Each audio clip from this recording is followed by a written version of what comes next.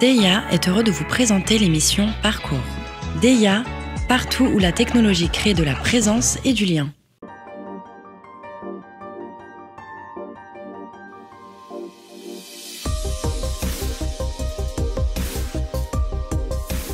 Alors, quels sont tes enjeux et tes projets en ce moment-là ? Bon, bah, mes projets et mes enjeux en ce moment, ils sont un peu communs à toute la profession. En fait, c'est la réflexion sur toute la partie offre servicielle au sein de l'entreprise et comment apporter du confort et des services au sein de l'entreprise à nos collaborateurs.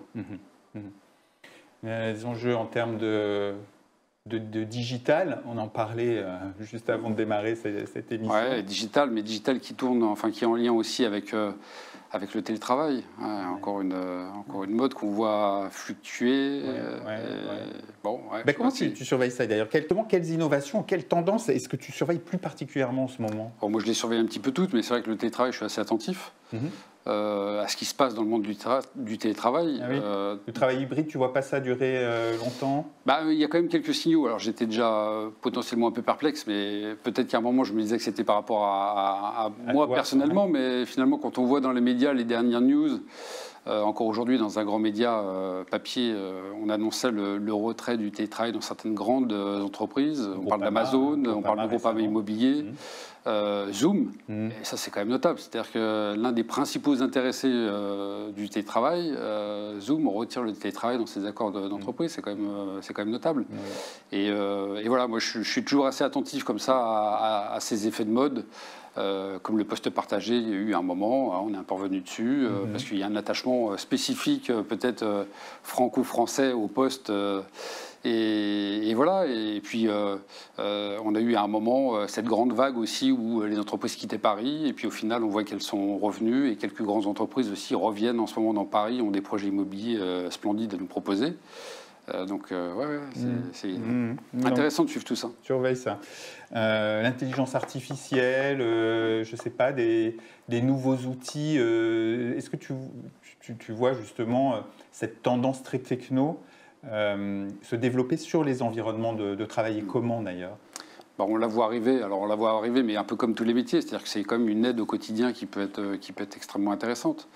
Moi j'ai tendance à dire qu'il faut toujours prendre ça comme une opportunité.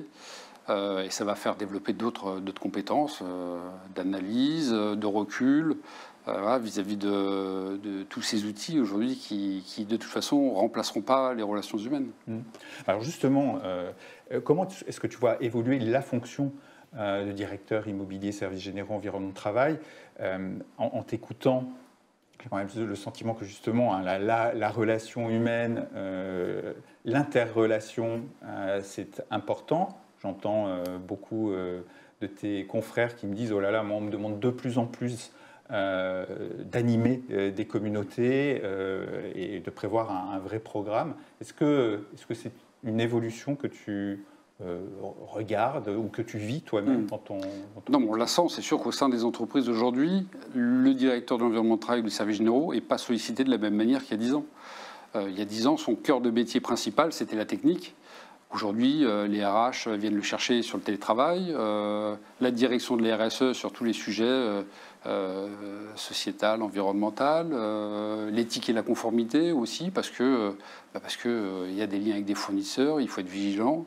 Les achats, qui est quand même l'une de nos principales compétences, parce qu'en tant que directeur des services généraux, on est quand même l'un des principaux postes de dépenses de l'entreprise. Et voilà, donc on est multicasquette aujourd'hui, et bien plus qu'il y a 10 ans.